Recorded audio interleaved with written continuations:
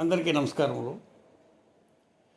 నేను సెకండరీ విద్య నుంచి ఇంటర్ విద్యలోకి ఘర్షణల మధ్య అనాలస్యంగా వచ్చానన్న విషయం మీకు తెలియజేసి ఉన్నాను.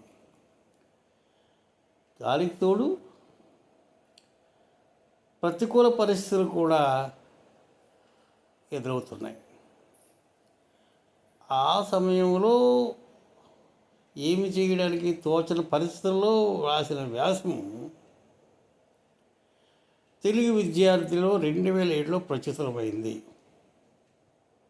సంతృప్తి చెందాను. విషయంలోకి వస్తే, పిల్లల్లో సహజ సామర్థ్యాలు ఉన్నవి, వాటిని విద్యా సంస్థలపై అవగాహన లేని తల్లిదండ్రులు గుర్తించని కారణంగా అవగాహన లేనటువంటి పరిస్థితుల్లో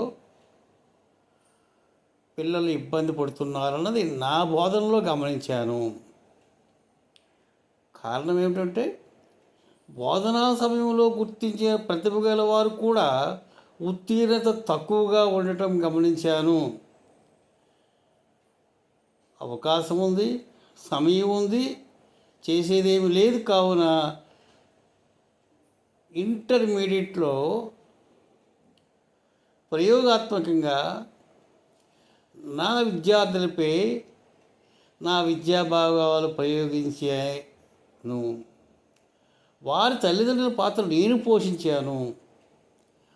ఆ పాత్ర ప్రభావం వారిలో నూతన ఉత్సాహాన్ని కల్పించి ఉమ్మడి రాష్ట్రంలో రాష్ట్ర అధికారులు అభిమానించే విధంగా 100% ఉత్తీర్ణత, అత్యధిక మార్కులు అంతవరకు సాధించలేనటువంటి పరిస్థితుల్లో నా విద్యార్థులు సాధించి ఆనందపరిచరే. అదే నాకు తృప్తి, సంతృప్తి. ప్రతిఫలాక్ష లేకుండా వివిధ మార్గాలుగా నా శక్తి మేర నా చిరు ప్రయత్నాలు ప్రారంభించాను. పిల్లలు ప్రైవేటు విద్యా సంస్థల్లో చేరుతున్నారు.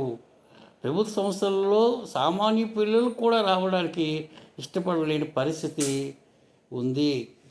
ఆ కారణంగా ఉమ్మడి రాష్ట్రంలో ఎన్రోల్మెంట్ లేని 5 జూనియర్ కళాశాలలను తీసివేయాలని ప్రభుత్వ నిర్ణయం మాకు బాధ అనిపించింది. పరిస్థితి అనుకూలంగా లేదు, ప్రతికూల పరిస్థితుల మధ్య ఉన్నామని మా బోధనా సిబ్బంది మేము ఆలోచించి మా శక్తివంచన లేకన్నా ప్రయత్నాలు చేసి పెద్దలు, విద్యావంతులు, హై స్కూల్ సిబ్బంది సహకారంతో పిల్లల నమోదుని పెంచే ప్రయత్నంలో భాగంగా రాసిన వ్యాసము యథాతథంగా ప్రచురితమైంది. తమ ముందు పరిశీలనతో అట్టే ఉంచుతున్నాను. ఉపాధి మార్గాలు అన్న శీర్షికలో లాభార్జనే ధ్యేయంగా ప్రస్తుతం మన విద్యా వ్యవస్థలో అనేక ప్రైవేటు విద్యా సంస్థలు పుట్టుకొస్తున్నాయి. ఆకర్షణీయమైన వ్యాపార ఎన్నికలతో తల్లిదండ్రులను, విద్యార్థులను ఆకర్షిస్తున్నాయి. అనుభవం గల ఉపాధ్యాయులచే శాస్త్రీయ పద్ధతిలో విద్యాబోధన లేనందువల్ల కొంతమంది విద్యార్థులు ఉత్తీర్ణత సాధించలేకపోతున్నారని నా పేరున వ్యాసము ప్రచురితమైంది. ప్రచురిత వ్యాసం వెనుకబడిన విద్యార్థులు అని హెడ్డింగ్ పెట్టి, తల్లిదండ్రులు తమ పిల్లల అభిలాష, అభిరుచి, ఆసక్తులను గుర్తించకుండా బలవంతంగా తాము ఇష్టపడే గ్రూపుల్లో విద్యార్థులను చేర్పించడం వల్ల పిల్లలు ఉత్తీర్ణత చెందట్లేదు. కార్పొరేట్ విద్యా సంస్థలు ఎక్కువ మొత్తంలో ఫీజులు వసూలు చేసి మంచి పేరు గల విద్యావేత్తలతో బోధన చేయిస్తున్నారు. గ్రామస్థాయి వాతావరణం నుండి వెళ్ళిన ఎక్కువ మంది విద్యార్థులు ఆ స్థాయి బోధనకు అందుకోలేక ఇబ్బంది పడుతున్నారు.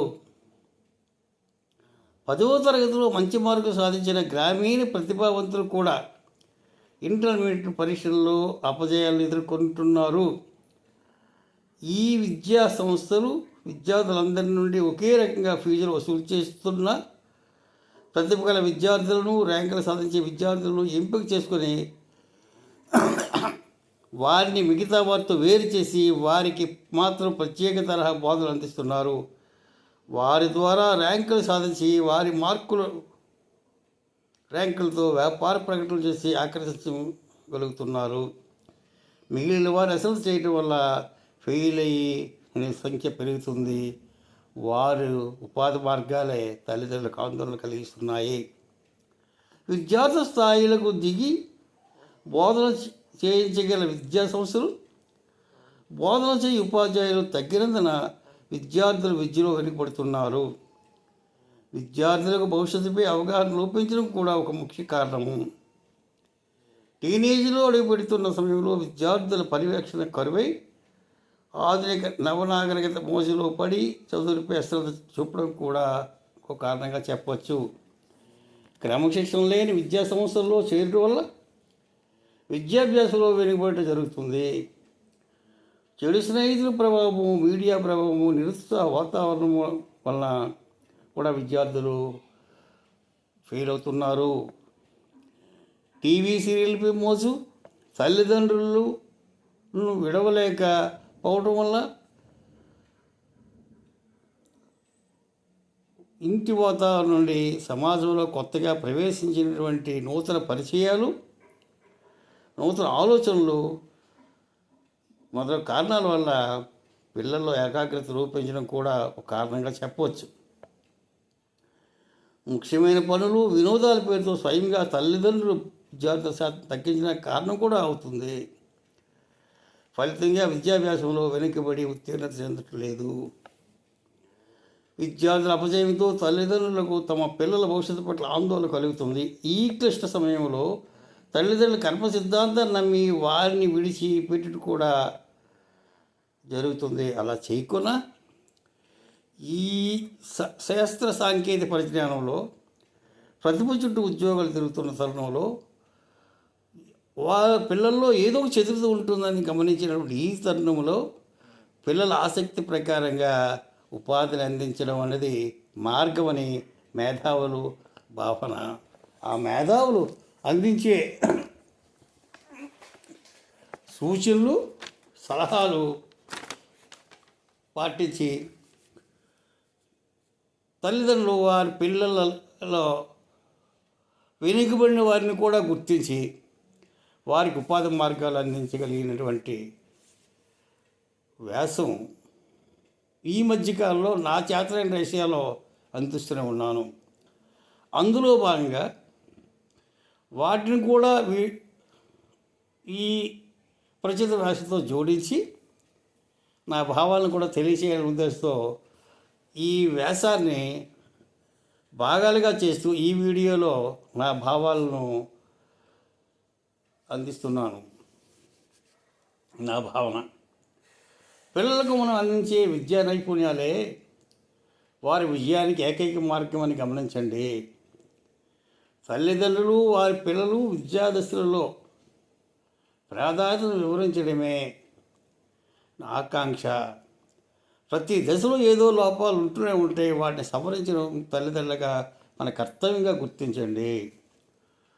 అవగాహనగా తల్లిదండ్రులు పిల్లల విద్యలో వారి పాత్ర పోషించి మంచి ఉద్యోగాలు అందిస్తున్నారు. వారు ఉన్నతంగా ఉన్నారు. సామాన్యులు, గ్రామీణ వాతావరణంలో ఉన్నవారు పిల్లల విద్యలో ఇబ్బందులను గణాంకాలు పరిశీలిస్తే గమనించవచ్చు.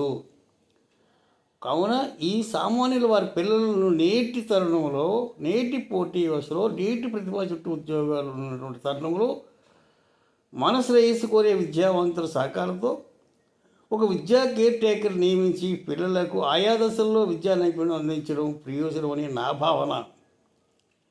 ఫలితంగా వివిధ దశల్లో మన పిల్లలు ఎదురయ్యే అడ్డంకులు ఏవో వాటిని మెటీరియల్ అందిస్తున్న మార్గదర్శకుల సలహాలతో, సూచనలతో